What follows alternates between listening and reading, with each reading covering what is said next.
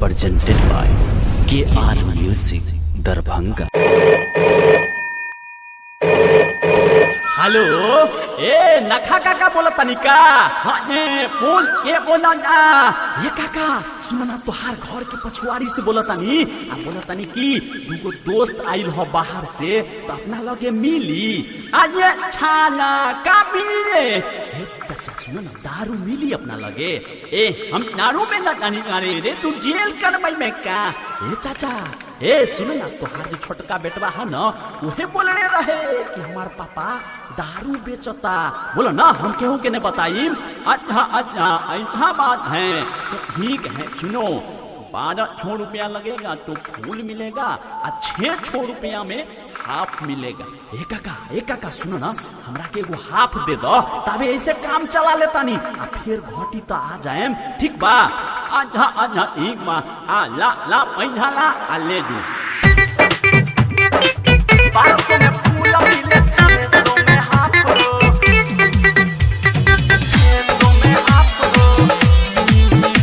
presented by DD Production House। Bihar में दारू के कहानी बातें साफ हो कहानी बाटे साफ हो कहानी बाटे साफ हो बिहार में दारू के कहानी बातें साफ हो 1200 में फूल मिले 600 में हाफ हो 1200 में फूल मिले 600 में हाफ हो सबके हुपिया चुपे चाप हो चुपे चाप हो चुपे चाप हो सबके हुपिया चुपे चाप हो 1200 में फूल मिले 600 में हाफ हो 1200 में फूल मिले 600 में हाफ हो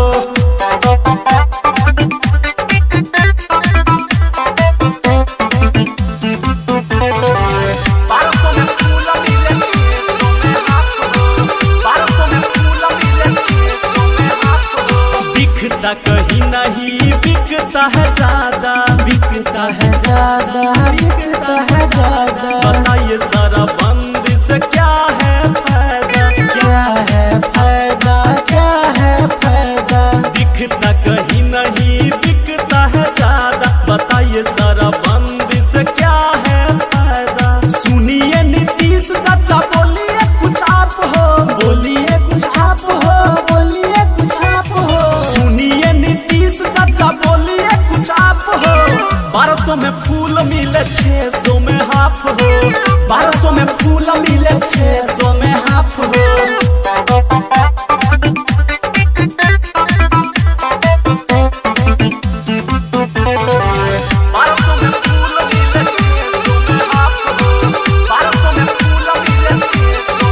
झूठो के दारू पकड़ल जाता जहाज से जाता जहाज से हो जाता जहाज से होम डिलीवरी होता पियता मिजाज से पियता मिजाज से हो पियता मिजाज से झूठो के दारू पकड़ल जाता जहाज से होम डिलीवरी होता पियता मिजाज से धर्मवीर धुरंधर कहे कर दी हम आप हो कर दी हम आप हो कर दी हम आप हो धर्मवीर धुरंधर कहे कर दी हम आप हो 1200 में फूल मिले 600 में हाफ हो 1200 में फूल मिले 600 में हाफ हो बिहार में दारू के कहानी बातें साफ हो कहानी बाटे साफ हो कहानी बाटे साफ हो बिहार में दारू के कहानी बातें साफ हो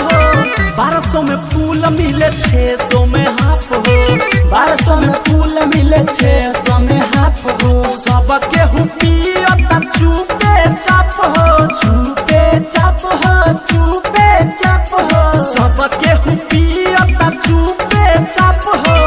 1200 में फूल मिले 600 में हाफ हो 1200 में फूल मिले 600